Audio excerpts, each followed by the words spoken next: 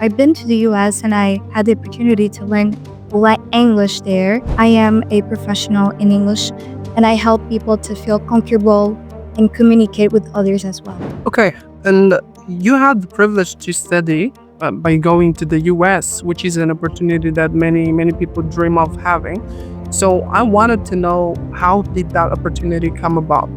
Oh, so my dad wanted us to just learn new languages because I used to live in Portugal and then I moved out.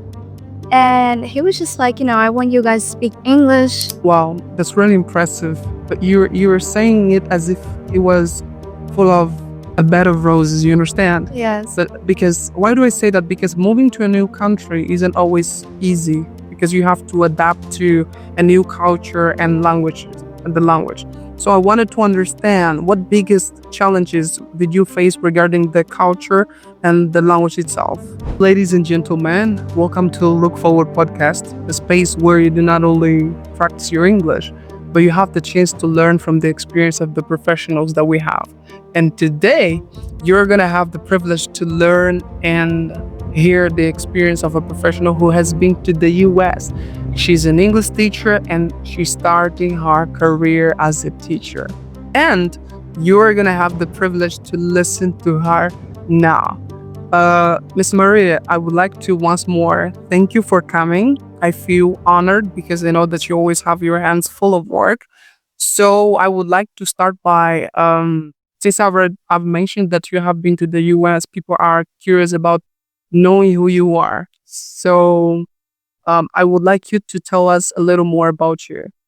Okay. Thanks for having me. It was such a great introduction that you made.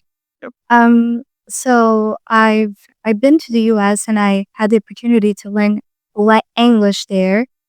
But I like to think of it like as I am a professional in English and I help people to feel comfortable and communicate with others as well. So when I was younger, my dad, he was just really wanted us just travel the world and get to know a lot of places. So I lived in Portugal, and then after that, I just I went to the USA and I stayed there for a bit. So I am an English teacher. I've been teaching English for 5 years, 4 or 5 years, I guess. Yeah, and I'm really passionate about that. I think getting to see people going from beginner to just, being able to even say hello, it's just such a beautiful thing. Interesting. I love that. Well, such an interesting background that I would like you to slow down a little bit, because before diving to your journey, I would like to understand first what sparked your interest in language and education. Being honest, I wasn't really into education, but growing up, I had the best teachers ever. My teachers were just so inspiring. And I think I am the person who I am today because of them, besides my parents. They had a huge impact on who I am. They were just so passionate about what they did. So I realized that I also wanted to make an impact like this on someone else. So, and then when I was learning English, I just saw how difficult it is to learn a language, especially when you're moved, from a new country and you don't know anyone. And I wanted to help people to just feel more comfortable in their own skin. And because I'm a little perfectionism, I also wanted to them to know that, you don't need to be perfect to just speak a language. Even with your own imperfection, you can try it, because that's just a way for you to communicate with someone. So those kind of things just really made me think a lot. And I really wanted to help people with those kind of things. Okay, and you had the privilege to study by going to the US, which is an opportunity that many people dream of having. So I wanted to know, how did that opportunity come about? Oh, so my dad wanted us to just learn new languages because I used to live in Portugal and then I moved out. And he was just like, I want you guys to speak English. So we went there and we started learning English, but it wasn't just like that, it was like a long process. And I remember, I think when I lived there, I didn't even like spoke English like I do speak now. It was just like the beginning of all of this. Wow, that's really impressive. But you were saying it as if it was full of a bed of roses, you understand? Yes. But because, why do I say that? Because moving to a new country isn't always easy because you have to adapt to a new culture and the language. So I wanted to understand what biggest challenges did you face regarding the culture and the language itself? I think when it has to do with the culture, I actually loved the American culture. I think they're just the people that I actually had a contact with. They were really welcoming, and some people in LA, they're just they love just to compliment people, and I love that.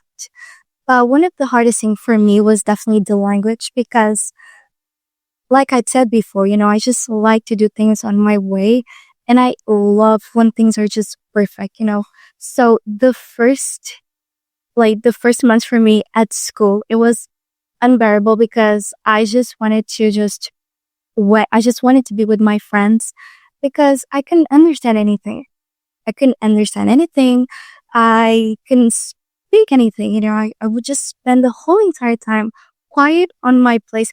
And my friends, they would just come at me and they would say like, "Oh my God, you're just so quiet. That's so impressive." I was like, "Yes, I am. No, I'm not." It was just that I didn't want to make mistakes. So I would just be like, I wouldn't say anything for a whole entire day. So that wasn't easy. It was really hard.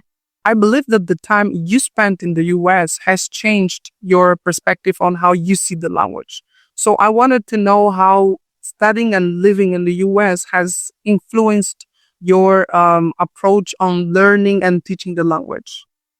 Oh, yeah, I do feel that really did because like I said before to you before this interview, I didn't learn English as a second language, but as a subject, just like we learn Portuguese at school. So that really changed the way that I view the language. And my English teacher at the time, she was just so patient with me. And we had to do we have to read a lot of books. And there's a lot of literature that goes behind all of those kind of things. And I really fell in love with literature. So that just made me see like you don't need to just learn English by just like the grammars and the things that you just like see on those ESL books, but you can learn by doing things I also like. And I fell in love with reading. I also loved watching movies. So those really made me see that like a language in a different way, more like a way for me to communicate than just like. So, yeah, guys, I believe that you still remember that I said at the beginning that Miss Maria is a teacher. And what I want to mention now, Miss Maria, is that many teachers have a turning point when they realize that teaching is actually their true passion. Did you ever feel that? Teaching was my true passion. Correct. Actually, no, I wasn't really sure like what I wanted to do because I had many things that I loved, a lot of things that I used to love to do. But because a lot of things just happened, I just saw teaching like as an opportunity, and that really made me like see and this as a way of like impact on other people's life because I felt like I wanted to do something than just like besides just teaching like. But was there a specific moment in your life where you said that, okay, I'm going to start teaching? Yeah, it was And it's actually. curious or It was. I had friends that they really inspired me a lot, and they just told me like, "You're really good at this. I feel like you should try to teach English." And I was like, I wasn't really sure about it. Mhm. I didn't want to do it, but they were just like, it's okay. You don't need to go to a school or anything like that. Just start with their kids. Just start to see how you're going, how you're doing, and then you can if you don't like it, you can stop. That's how I started, and I really liked it. And But did you have to attend? I mean, did you start teaching English when you were in the US or when you were no, in Angola? when I was in the US, I never teach English to anyone because I didn't even know the foundations to just being able to just speak as well. But when you say foundations, you mean teacher training itself? Yes, exactly. I didn't know all of those things. So I had to train, I had to go through training, a little training things, and that really helped me to teach someone because just because you speak a language doesn't mean that you're able to teach someone.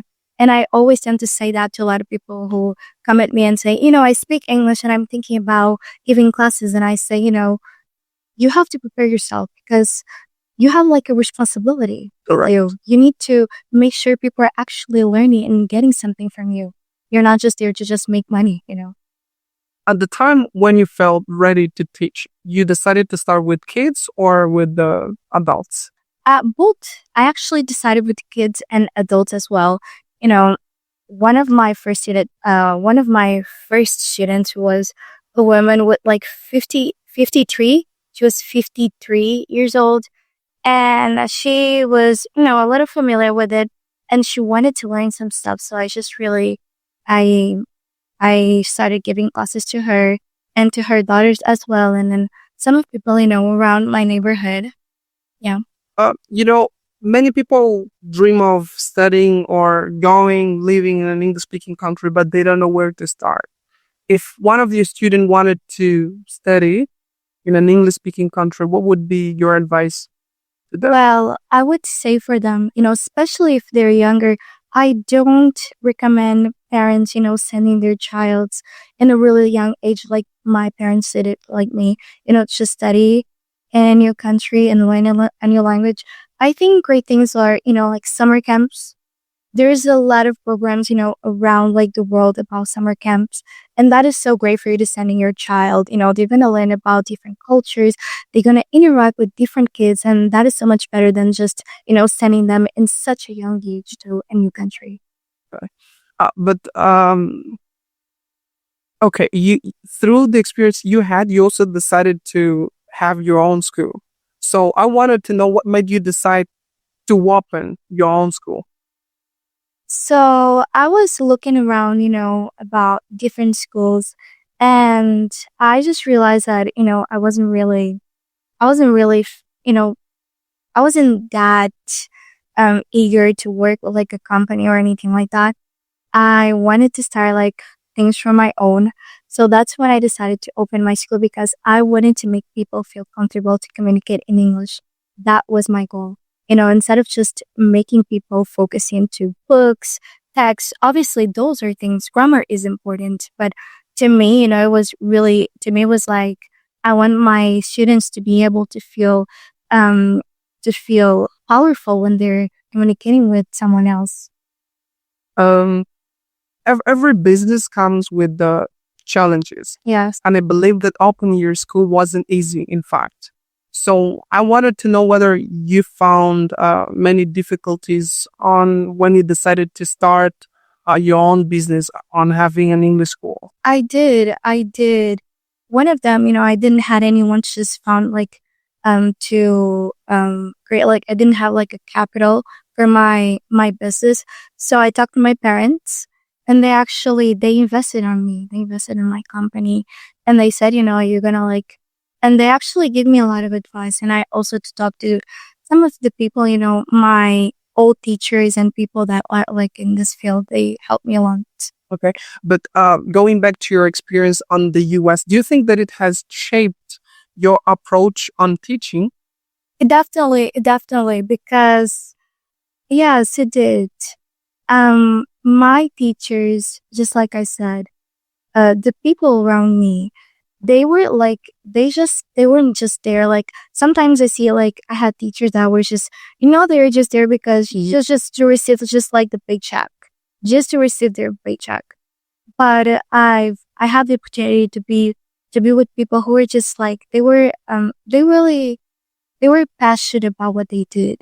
You could see that those peoples they wanted for us to learn and to have like this awesome experience when it comes to learning English, not just English but like other subjects. And I think being around those kind of things just really helped me a lot. It did. Great. And good to know that it has impacted your approach on teaching.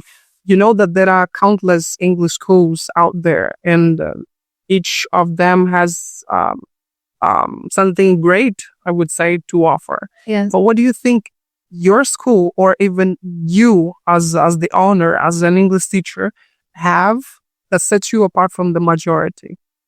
What makes me decide? Because if even if teachers watching us wanted to run their own business, maybe to start by having an online or an in-person English school, they would think of having one thing that would set them apart.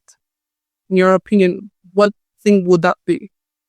I think, like my charisma, my passion. Okay. I'm really into what I do. You can see that I just don't do for the money, but I actually love what I do. And I think those are the things that really set me apart from a lot of people as well, you know? I would like to continue asking about your experience in the US. Yeah. Now I would like to hear how you learned the language. You had English as a subject or something else? I had English as a subject because I was younger. And it's just like that, when you go there, when you're under 18, they say that you don't need to go, for ESL school. You don't need to do that. You're just trying to learn. Just so people know, I would like you to say what does ESL stands for. ESL is English as a second language. And they say that I needed to do that because when we're younger, we have a beautiful way of learning. And, because language is a cultural set, you need to merge into culture for you to learn it. Mm-hmm. So because I was really merged with the kids and I was around them all the time, they just said to me, you're going to learn it, And I didn't believe them, but I actually did. I learned like that. And it was so great because my friends, they were so supportive. I had like the best friends ever. They were just, even though I wouldn't understand them, they would just like when I would say something, they would just like, I remember the first time I actually said my first word in English. I was in a music class and I was training this phrase to say to my friend because he always loved like to talk to me. Do you still remember how old you were? Yes, I think I was like 15. Yeah, I was 15 at that time. And he just came up to me and he was just making like silly faces and all this goofy stuff. And I was just asking like, are you okay? But like, I was just, are you okay? And I was just really like, they really pushed me for me to like speak and just say things because I was really shy at the time as well. Okay. What does it take to learn a language? Oh man, it takes a lot of effort. You got to put effort into it. You're not going to learn just by the night. But do you remember how long did it take you to become or reach fluency even by being in the US? When I was there, I wasn't even fluent because I was in my first, early stages, and I was the first early stages for you to like learn are like listening. We're like babies when we're getting to know a new language. When babies are born, they spend like the first stages of their life just listening to us. They listen to their mom's voice, to their father's voices and different sounds. And then when they are like 1 or 2 years old, they start to produce those kind of things. It's like after like a year where I could communicate better with people, because when I would say things, people wouldn't understand me because I would just get super nervous, Yeah. Apart from the exposure you had by being in the US, do you think that you had something else that contributed for your learning process? I don't think so. I don't think I'm special or I'm different than anyone else. I feel like I'm just the same because, learning is a progress and it's just different. It just goes different from people to people. And to me, that was like the best way. Also, I heard this advice from a linguistic, and she said that, the best way for you to learn a language, it is for you to incorporate with something that you think it's funny, something that you like. Mm-hmm. Because I see a lot of people when they want to learn language or when they want to learn English, they go to an ESL school and they say, you know what, I'm going to have all of my phone in English. I'm not going to watch anything in Portuguese. I'm not going to do all of those things. I'm just going to do everything in English. You need to take like step by step for you to learn. Since you were a teacher, I would like you to answer this question, because if you were to say how long did it take you for you to really feel that you're fluent, how long would you say? Because I believe that you are aware that this is a question every English learner asks. How long am I going to take to speak like you? What do I have to do? Yeah, 3 years, because when I was like 3 years, I felt like I couldn't do it. And also I had my sister and we both speak English, so that really helps. I have someone to communicate with. Okay. But when you went with your sister, could your sister already speak English? She knows how to speak English, but she never went to the USA. Wow. That's something that I always try to say to people, because my sister she's like an experiment that I get to see, every day, because she never went to an ESL school. She never went to the USA. Just at home, doing what she likes, she'll learn how to speak English. And if you talk to her, you're gonna feel like she just talks like a native speaker. It's awesome. Okay. But for those who want to follow your footstep and start working as a teacher or start their career as an interpreter, like you're doing, what would be the best advices that you could share with them? I would say, just if you want to learn a language, just try to implement those things in your life every day. Because I feel like one of the things that just really helped me, like, instead of just, forget like absolutely about the language, I implement little things on it. My, like, things that I watch are like, some of them are Portuguese and English. Try to create like a balance for you. Don't pressure yourself too much. This is something that really takes time. The things that brings you the greatest joys in life, they take a lot of time. So this is one of those things that can take time, for you to like feel comfortable in your skin, to communicate. Just know that, and don't compare yourself to other people.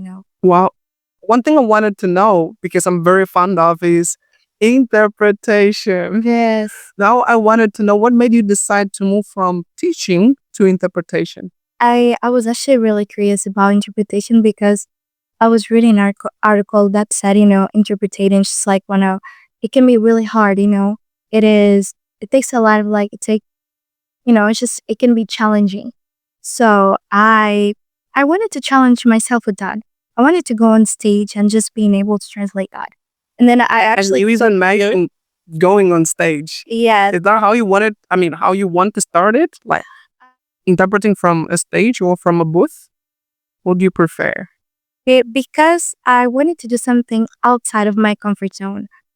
I was actually thinking on just translating when I saw your course.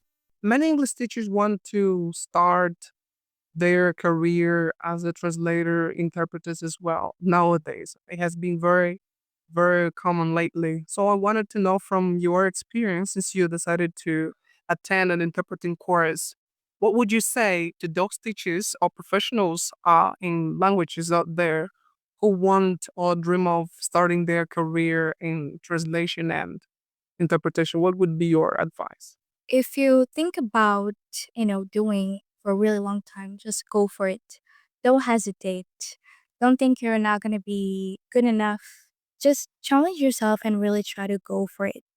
And one thing that I like to think about it is that there's a lot of things out there that just really helps us to learn as well. We have a lot of free stuff. We have like Duolingo to learn English. There's so many courses that are like free for you to learn it. So just really research about and talk to people. Don't do this like just on your own. Just find people like just like us, who are passion to do what we do. Though you are sort of creating your experience, do you sometimes also resort to professionals who have more experience than you to sort of learning from them? I do, because I'm actually a linguistics student. I love to listen to, like to linguistics as well. They say a lot of things about language, and they're just really helpful. I also have my teachers as well, school friends of mine, and they help a lot. Okay. Yeah.